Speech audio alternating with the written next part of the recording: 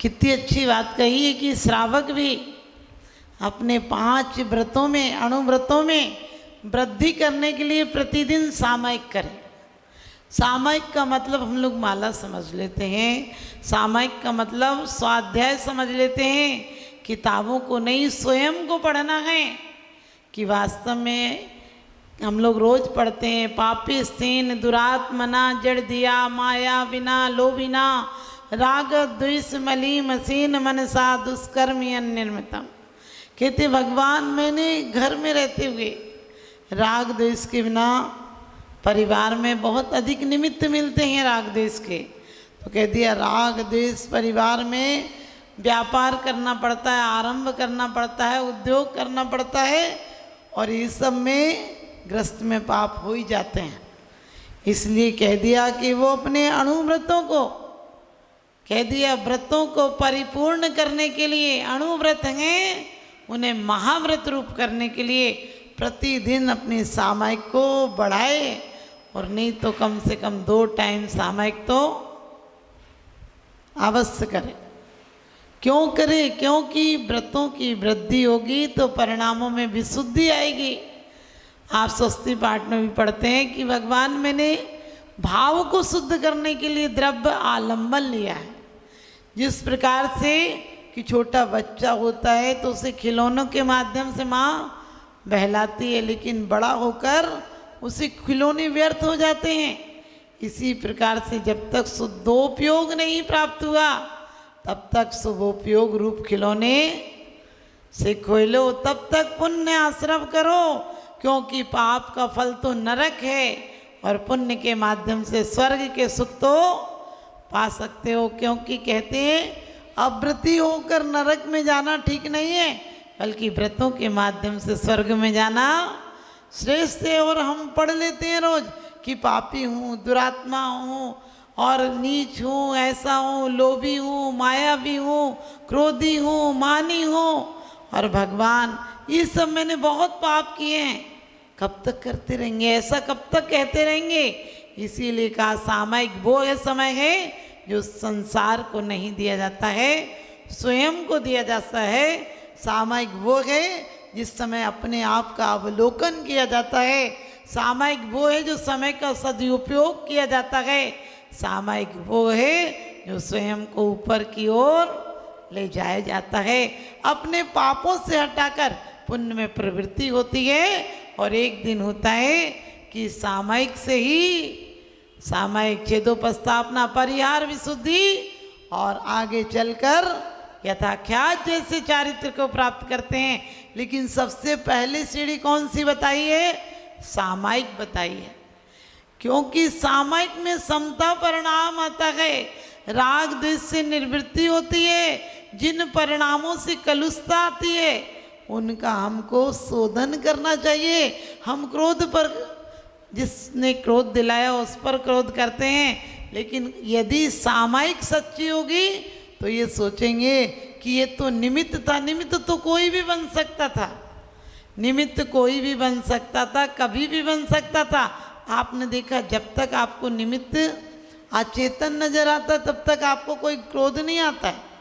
अब आप वृक्ष के नीचे बैठे हैं और अचानक कोई फल गिर जाए तो आपको वृक्ष पर क्रोध नहीं आता है, लेकिन आपको कोई पत्थर मार दे तो उस पर जरूर क्रोध आएगा, क्योंकि आपने जाना कि उसने राग द्वेष के द्वारा किया है। और यही परिणति, जिस दिन हमारी परिणति ऐसी हो जाएगी कि जिस प्रकार से पेड़ मारे, पेड़ से पत्थर फल गिरे तो हमें दुख नहीं होता है। ऐसे ही वर्णी जी के बारे में आता है, गणेश प्रसाद वर्णी जी के बारे में, बरैया जी के बारे में आता है कि बरैया जी ने बहुत जिन्होंने जैन सिद्धांत प्रवेश का लिखी है, उनकी पत्नी बहुत तेज थी। वो एक दिन मित्रों के साथ पहुँचे घर पर, तो उनकी पत्नी ने, ठंडी के तो दिन थे और ऊपर से घड़े भर पानी और फटक दिया दरवाज़ा खोलने की जगह। तो सब लोग कहने लगे कि आप कैसे रहते हो बरैया जी ऐसी पत्नी के साथ? अरे एक दिन कटना मुश्किल है। तो उन्होंने कहा सच्ची तपस्या तो यही करा देती है, क्योंकि कभी कभी तो गरजती रहती है और कभी होता है कि बरस भी जाती है। एक व्यक्ति की लड़कों ने मनोविनोद में पगड़ी उछाल दी। तो लोगों ने कहा कि इससे बदला लो। उनने कहा ये बहुत दिनों से सोच रहा था कि पगड़ी छोड़ ही दूं, और आज मौका मिला, इनने छुड़वा दी। ध्यान रखना, इसी प्रकार से कहा है कि अपने व्रतों को अहिंसा, सत्य, अचोरी, ब्रह्मचर्य और परिग्रह प्रमाण व्रत, क्योंकि अभी पूर्ण परिग्रह का त्याग नहीं है, पूर्ण महाव्रत नहीं हुए, लेकिन इन व्रतों में निरतिचार पालने के लिए, इन व्रतों में परिशुद्धि कैसे हो, इन व्रतों में हमारी बढ़ोतरी कैसे हो, तो जब तक आरंभ में रहेंगे दिन रात तो एक सेकंड का समय नहीं मिलता है अपन को अपने आप को देखने को। लेकिन जब सामायिक में बैठते हैं तो अब ख्याल आता है कि हमने हिंसा किसके लिए की। हम आदि से ज़्यादा हिंसा व्यर्थ में करते हैं। कभी सोचना, हमारे घर पर जितनी सुख सुविधाएं हैं वो कई लोगों को दुख देकर मिली हैं। और तो और जाने तो हमारे शरीर का निर्माण भी क्या हुआ। करोड़ों जीवों में से एक जीव थे हम, जो कि सच पूछो सूक्ष्म यंत्रों से भी देखने में नहीं आते थे। जीवाणु अंश जब छोटा सा जीवाणु होता है वो क्या देखने में आता है, लेकिन हम बढ़ते बढ़ते इतना रूप ले लिया, लेकिन कभी स्वरूप की तरफ ध्यान नहीं गया कि हमारा ही जीव था जो एक इंद्रिय पर्यायों से यहाँ तक आया है। फिर इन मकानों को अपना मानने लगे, इन दुकानों को, इन परिवार को, चाहे हम लोग भी हो, हम भी साधु वेश से नहीं, साधु के स्वदेश में लौटने से कल्याण होगा, क्योंकि ये तो बाहर के हैं। कुंद कुंद स्वामी ने भाव पहाड़ में बहुत अच्छी बात कही है कि यदि मोर के पंखों से तेरा कल्याण होता पीछे से, तो सारे मोर मोक्ष चले जाते, और यदि सफ़ेद वस्त्रों से कल्याण होता तो कपड़े की दुकान वाले मोक्ष चले जाते, और कहा यदि कमंडलों से कल्याण होता तो नारियल के वृक्ष मोक्ष चले जाते। लेकिन न गोई मोक्ष मक्यो, कह दिया कि नग्नता ही मोक्ष मार्ग है। वो कौन सी नग्नता? अंतरंग की नग्नता आ जाती है तो बाहर कोई परिग्रह नहीं होते, क्योंकि कहते हैं हर कोई नग्न नहीं हो सकता है। बाहर से तो भले ही कोई हो जाए, लेकिन अंदर से साधुता आ जाएगी तो कल्याण हो जाएगा। इसीलिए आचार्य श्री ने लिखा है, अंतरि विषय वासना वरते, बाहरी राग द्वेष गए भारी, याति परम दिगंबर मुद्रा, धर न सके विदीन संसारी। और 6 डाला में कह दिया कि बड़ भाग रत्नात्रय धरे, उन्हें जो रत्नात्रय धारण नहीं कर पा रहे उन्हें कह दिया दीन है, कायर हैं, पामर हैं, संसारी हैं। और कह दिया जो रत्नात्रय धारण कर रहे वो बड़भागी हैं, पुण्यशाली हैं, और उनका सुयस रूपी जल संसार के मल को नष्ट कर देता है। क्यों नष्ट कर देता है? क्योंकि श्रावक जब सामायिक में बैठता है उतनी देर हिंसा आदि कोई कृत्यों को नहीं करता है। कह दिया पंचाणु व्रत निधो नृत्य करुणा फलंत सुरलोकम। कह दिया यदि व्रतों को निरतिचार पूर्वक पाला जाए तो नियम से स्वर्ग गति ही जाएगा श्रावक। 12 व्रत के अति 4 पन न लगावे, यूं श्रावक व्रत पाल स्वर्ग 16 उपजावे। कह दिया तो व्रतों में कभी अभी तो हमें व्रत कठिन लगते हैं। यदि कोई कह दे पानी छानने का नियम ले लो, बोले इतनी बार कौन छानेगा? जिस दिन हमें जिस क्षण ये समझ में आ जाएगा कि मेरी ही पर्याय हैं इसमें, मैं ही इन जल कायक जीवों में होकर आया हूँ, उस समय अपने घात का भाव आएगा क्या? कि मैं ही यदि अभी जीवों का बचाव नहीं किया तो आगे फिर मेरी यही पर्याय हैं, इनमें तपाया जाऊंगा, जलाया जाऊंगा, सुखाया जाऊंगा, ना जाने क्या क्या दशा होगी। और उसके बाद भी कह दिया कि अग्नि काय हो, वायु काय हो, वनस्पति काय हो, जो पृथ्वी, क्योंकि श्रावक अनर्थ दंड नहीं करता है। जितना का उपयोग करना है, त्रस हिंसा को त्याग वृथा था वर्ण संगारे। क्योंकि कह दिया अत्रस हिंसा का तो पूर्ण त्यागी होता है। आपको यदि 1 लाख भी कोई रुपया दे और कह दे एक चींटी को मार दो, मारेंगे क्या? आप एक चींटी को मारने के लिए तैयार नहीं है। 1 लाख क्या 1 करोड़ दे, क्योंकि श्रावक जो विवेकी है वो संकल्पी हिंसा कदापि नहीं करता है। आरंभी उद्योगी उसको परिवार में रहते हुए करना पड़ती है। विरोधी हिंसा इस शरीर को, स्वास्थ्य को, इन सब बचाने के लिए करनी पड़ती है उसको। लेकिन उसके बाद भी उद्देश्य क्या होता है कि मैं सब जीवों का राग देश की निवृत्ति रूप परिणति हो, मेरी सब जीवों का कल्याण हो, रहे सुखी सब जीव जगत में कोई कभी ना घबरावे। ऐसा कब होगा? जब सामायिक ही एक ऐसा समय है जो सबसे निवृत्ति हो जाती है, बाहर प्रवृत्तियों से भी और अंतरंग की प्रवृत्तियों से भी। सामायिक माला फेरने का नाम नहीं। कई बार लोग माला फेरते रहेंगे, रोते रहेंगे, इशारा भी कर देंगे, इसको सामायिक नहीं कहते हैं। सामायिक का मतलब आप लोग कहते हैं कैसे सामायिक करें? ध्यान रखना, जब आप पढ़ते हैं कहाँ गए चक्री जिन जीता भरत खंड सारा, कहाँ गए वह राम और लक्ष्मण जिन रावण मारा, उस समय एक बार परिणति स्वयं में जानी चाहिए कि जब रावण सा नहीं रहा फिर मैं किस पागलपन में लगाऊं, कितना बना पाऊंगा। जिसको जिन जगह, जिस समय, जिस श्वासों से हमें आत्म उत्थान करना था, क्या परद्रव्यों को जोड़ने में लगाऊं, ऐसा भाव आएगा उस समय समझ लेना असंख्यात गुणी निर्जरा तुम्हारी हो जाएगी। और उसी समय तुम्हारे अंदर राग देश की परिणति नहीं आएगी। क्योंकि परिणति कब आती है? हिंसा अकेले जीवों को मार देना हिंसा नहीं है। किसी का बड़ा मकान देखा, अब तुम्हें उससे बड़ा मकान बनाना, हो गई हिंसा शुरू। आपने किसी का अच्छा जेवर देखा, अब इसका 2 तोले का बना, मेरे तो 2.5 तोले का बनवाऊंगी। एक पत्नी गई डॉक्टर के पास और कहने लगी कि मेरा ऑपरेशन कर दो। डॉक्टर ने तो समझाने के लिए कहा, बोली कोई चिंता मत करो, थोड़ा सा कट लगेगा, ठीक हो जाओगे। तो बोली नहीं, कट तो बड़ा लगाना। उन्होंने कही है ही नहीं ऑपरेशन बड़ा, तो क्यों कट लगाना बड़ा? तो बोली मेरे पति कहते कि देख मेरा इतना बड़ा ऑपरेशन हुआ है, तो बोले मैं कम से कम दिखा तो सकूं कि उनसे बड़ा मेरा हुआ। अब आधी तो परेशानियां अपन ऐसे ही ले लेते हैं। एक पत्नी पति से बोली कि देखो जी इस मकान में नहीं रहा जाएगा। उसने कहा क्यों? तो बोले मेरी सारी सहेलियां 20,000 रुपये वाले मकान में रहती, मुझे बड़ा बुरा लगता जब वो पूछती तेरा किराया कितना है। बोले मैं बताती हूँ 10,000। तो वो लोग कहती हैं 10,000 वाले में रह रही है। तो बोले 20,000 वाले में रहूँगी। तो पति ने बोला मेरी इतनी कमाई नहीं है तो कैसे रहेगी? बोले देखो जी मायके चली जाऊँगी लेकिन रहूँगी तो 20,000 वाले में ही रहूँगी। पति भी कोसी का ही होगा। 8 दिन बाद आया और बोला कि तेरी भावना पूरी हो गई, अब अपन 20,000 वाले में रहेंगे। बोले कैसे भावना पूरी हो गई? बोले इसी का किराया 20,000 हो गया।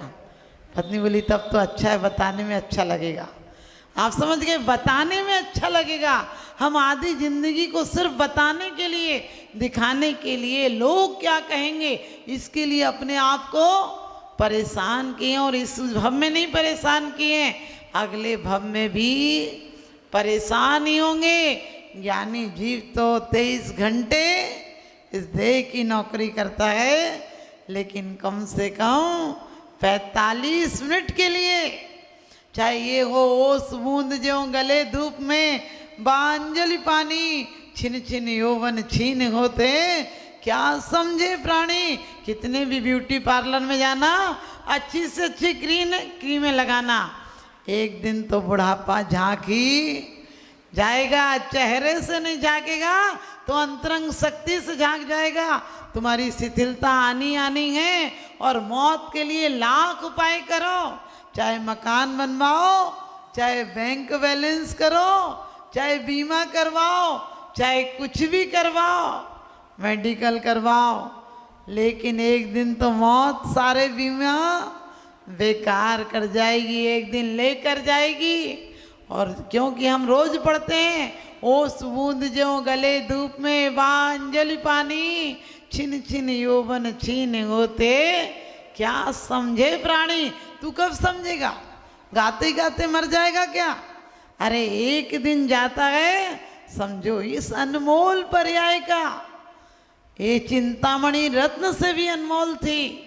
सिर्फ 4 गति 84 लाख योनियों में एक योनि ऐसी थी जिसमें सर्वोत्कृष्ट योनि थी। इसमें सकल संयम धारण करके परमात्म पद पाया जा सकता था। उस योनि को हमने ऐसे ही व्यर्थ गंवा दिया। एक दिन जाए तो तुम्हें ऐसा दुख होना चाहिए जैसे तुम्हारे 10,000 रुपये खो जाए तो तुम्हें कितना दुख होता है। एक श्वास गई, करोड़ रुपए पर भी वापस नहीं लौट कर आएगी। जब तक श्वास होती है तब तक कहाँ पता चलता है? जब वेंटिलेटर पर होते हैं तब पता चलता है श्वास भी थी। अब एक एक सांस लेने के भी पैसे लग रहे हैं और उस समय इसको व्यर्थ गंवा दी। इसलिए आचार्यों ने कहा कि ये सोचो हर चीज के बारे में। हम परिवार के लिए कितना मेहनत करते हैं, लेकिन कहा कि जाए अकेला हंस संग में कोई न पर मारे। जीव प्राणी अकेला आता है, अकेला जाता है। लेकिन दुनिया में कितने झमेले। हम सच बता दें, अपनी देह को भी चिंता नहीं करती इतनी। आप बीमार हों और आपका बच्चा आपसे ज़्यादा बीमार हो जाए तो आप बताओ, आपको अपनी बीमारी दिखती है कि बच्चे की दिखती है? बच्चे की दिखती है। माँ को ठोकर भी लग जाए और बच्चा उसका गिर जाए तो माँ के पैर से खून बह रहा होगा तो भी माँ को अपनी चिंता दिखेगी नहीं उस समय, क्योंकि उसका उपयोग बदला हुआ है। यहाँ तो एक बच्चा गिर जाए तो तुम उसके लिए अपनी चैन अमन खो देते हो, और यहाँ आत्मा रूपी बच्चा विलख रहा है कि कब कब तक किस किस योनियों में कितनी दुख दोगे, कितना परेशान, कितना आर्तरोद्यान, कितना फिर मिलना फिर बिछुड़ना, यही करते रहोगे। क्योंकि हम और आप आए थे तो रोते हुए पैदा हुए थे। त्यागी भले आता है तो एक से ही आता है, त्यागी और रागी आने में फर्क नहीं है, लेकिन जाने में फर्क होता है। जन्म से धर्म नहीं मिलता है, मरण से धर्म मिलता है। हमारी मौत कैसी हुई? वन उपवन पर साध कुटी में नहीं, खेद नहीं ममता हो। अभी से जिसकी सामायिक अच्छी होगी उससे मरते टाइम भारी वेदना में भी एक आत्मानुभूति होगी। आपने सुना पढ़ा भी है कि राजा यानी बारीसेन महाराज और सेठ सुदर्शन सामायिक शमशान में जाकर करते थे, मूर्तिबद्ध हो जाते थे, और मुनिराज तो सामायिक में निरंतर लीन रहते हैं। दिन सुथिर मुद्रा देख मृगगण उपल खाज खुजावते। उनकी मुद्रा को देखकर तो हिरण भी खाज खुजाते हुए चले जाते हैं। और बारीसेन आदि चतुर्दशी अष्टमी को और भी आता है कि कितने कितने उपसर्ग हुए, लेकिन अपनी सामायिक को नहीं छोड़ा। कितने मुनियों के बारे में समाधि मरण पड़ते हैं कि कितनी कितनी महावेदनाओं को पाया, लेकिन अपने आत्मा से च्युत नहीं हुए। तो इसी को बढ़ाना है, और परिवार में सामायिक बढ़ाना है तो चाहे 10 मिनट बैठो। अभी प्रारंभ में प्रयास न करो, एक श्लोक लो, लेकिन उसका चिंतन ऐसे करो, अपने ऊपर उतारो कि ये सब मेरी कहानी है। एक श्लोक लो, एक सूत्र लो, लेकिन उस पर चिंतन अंतरंग से तुम्हारे हृदय को झकझोर के रख दे। एक सेनापति युद्ध करने के लिए जा रहा था। अचानक वो कहने लगा, ये इंदिया बे इंदिया ते इंदिया चौ इंदिया पंच इंदिया, मैंने पृथ्वी का है, जल का है, सबके बारे में मैं क्षमा मांगता हूँ, सब मुझे क्षमा करना। किसी ने आकर शिकायत की रानी से कि ये राजा ने ऐसा सेनापति बनाया, ये पेड़ पौधों से भी क्षमा मांगता है, कीड़े मकोड़ों से भी क्षमा मांगता है, मच्छर मक्खी से भी क्षमा मांगता है। ये घोड़े जानवर आदि कह रहा था कि तिर्यंच हो मनुष्य हो जो भी हो सब मुझे क्षमा करें, मैं सबको क्षमा करता हूँ। कह रहा था पाप छोड़ दिया, हिंसा छोड़ दी, क्या करेगा? रानी ने उसको बुलाया और कहने लगे तुम ऐसा करते हो? उसने कहा हाँ करता हूँ। तो रानी कहने लगी तुम फिर युद्ध में क्या जीत कर आओगे? उसने कहा कि 23 घंटे तुम्हारी नौकरी करता हूँ। लेकिन 1 घंटे मैं अपना सम्राट हूँ और सम्राट चाहता है कि मेरे राज्य को कोई हनन न कर दे। वो आपकी नौकरी करता हूँ, इसलिए आपकी सुरक्षा के लिए 23 घंटे सक्रिय रहता हूँ, लेकिन अपना राज्य भी देखना है। 1 घंटे जब सामायिक में बैठता हूँ तो अंतरंग मन से प्रायश्चित करता हूँ कि ये सब मेरी ड्यूटी है। वो दिन कब आएगा जब मैं एक इंद्रिय की हिंसा से भी उपरत हो जाऊंगा, निर्वृत्त हो जाऊंगा। और जब ऐसे भाव आते हैं तो आप उसको नहीं रोक सकते। आप कहें तो युद्ध में जाऊं वरना नहीं जाऊं। क्योंकि ध्यान रखना, हम लोग कहते हैं भगवान कुछ करता है, भगवान क्या करता है? हमारी श्रद्धा जैसी होती है वैसी दुनिया नजर आती है। तो बड़ी अच्छी बात कही है कि चैलोप सृष्टि मुनि विग्रही तदा यति यत भावम, कि सामायिक के समय तो श्रावक भी कैसा होता है, उस समय तो ऐसा चैलोप सृष्टि मुनि कह दिया। जिस प्रकार से कोई मुनि पर वस्त्र डाल दिया जाए तो वो वस्त्र से निर्लिप्त रहते हैं, उन्हें वस्त्र से कोई प्रयोजन नहीं है, उपसर्ग मानकर सामायिक से च्युत नहीं होते हैं। इसी प्रकार से जब ग्रस्त भी सामायिक करता है उतनी देर के लिए मुनिवत हो जाता है। तो ध्यान रखना, आप लोग भी कम से कम 10 मिनट 5 मिनट, लोग कहते हैं हम तो आखिरी टाइम में ध्यान कर लेंगे। आखिरी टाइम में होगा ही नहीं। आखिरी टाइम में उम्मीद में मत रहना। जिसने पूरी जिंदगी बीमारी सही हो वो आखिरी टाइम कैसे स्वस्थ हो जाएगा? आप सोच कर देखो, 23 घंटे घर में कलेश हो, 1 घंटे कोई मित्र आ जाए तो आप भले मुस्कुराओ, लेकिन सुखी हो सकते हो क्या? नहीं हो सकते हो, क्योंकि अंतरंग में तो आपके वही कांटा लगा होगा। इसी प्रकार से कोई व्यक्ति पूरे टाइम बीमार हो और कहे मैं तो 23 घंटे बीमार रहता हूँ, 1 घंटे स्वस्थ रहता हूँ। 23 घंटे गरीब घर में दरिद्रता है, 1 घंटे के लिए नहीं, उसको परिणामों में 23 घंटे जो कुछ होगा वही 1 घंटे याद आएगा। तो घर में रहते हुए भी, घर के बीच रहते हुए भी मैं जल में रहूं तो ऐसे रहूं जैसे कमल का फूल रहता है। भगवान जब जब संसार का कैदी बनो, निस्वार्थ भाव से कर्म करूं, फिर अंत समय में प्राण तजूं, निराकार तुम्हारे चरणों में। भगवान जब जब संसार का कैदी बनो, कैदी वही काम करता है। हम अम्बाला जेल में गए प्रवचन करने के लिए, सेंट्रल जेल है अम्बाला की, बहुत बड़ी जेल है। तो वहाँ जेलर कहने लगा बाद में कि आप फिर कब आएंगी? हमने कि इस जगह क्यों बुलाने का सोच रहे हो? यहाँ तो लोग आने का विचार भी नहीं करते, डरते हैं यहाँ आने के लिए। तो उसने बड़ी अच्छी बात कही जो दिल को छू गई। कहने लगे अपराधी आने से डरता है और जेलर चाहता है कि जेल में नौकरी लग जाए, क्योंकि वो सिर्फ अपनी ड्यूटी पूरी करता है। अपराधों में जो लिप्त नहीं होता है वो जेलर होता है। और कहने लगा कि आप तो जेलरों को भी मुक्त कर दोगी, इसलिए आप दोबारा कब आओगी? और देखिए कभी कभी परमात्मा कैसी मेहर करता। उस समय 8 दिन पहले ही कोई कैदी ने भागने की कोशिश की थी, गाड़ी के नीचे, पुलिस की गाड़ी के नीचे कोई सरदार जी थे तो भागने की कोशिश की थी। उस टाइम बहुत सख्ती चल रही थी, लेकिन आप समझो कि उस टाइम बहुत ज़्यादा सख्ती थी तो उन लोगों ने पांडाल टेंट नहीं लगाने दिया था। लेकिन परमात्मा की ऐसी कृपा रही कि सिर्फ जाकर मंच पर बैठे हैं, खुले मैदान में था और इतनी फुहार चलने लगी अप्रैल के महीने में कि जेलर ने कहा कि हमने भगवान का चमत्कार आज देखा है। तो आप ध्यान रखना, परमात्मा जब अच्छे विचारों से कोई काम किया जाए तो जरूर होता है। आप सबको भी उस सामायिक चिदोपस्थापना की जरूरत ही नहीं पड़े, सामायिक ही आपकी इतनी उत्कृष्ट हो कि एक दिन यथाख्यात चारित्र हो जाए। इन्हीं स्वभावनाओं के साथ आप सबको भी सामायिक के साथ साथ स्वयं की प्राप्ति हो, सामायिक के साथ साथ समय को पहचाने, आपका जीवन भी समय सारमय हो। इन्हीं स्वभावनाओं के साथ बोलिए आदिनाथ भगवान की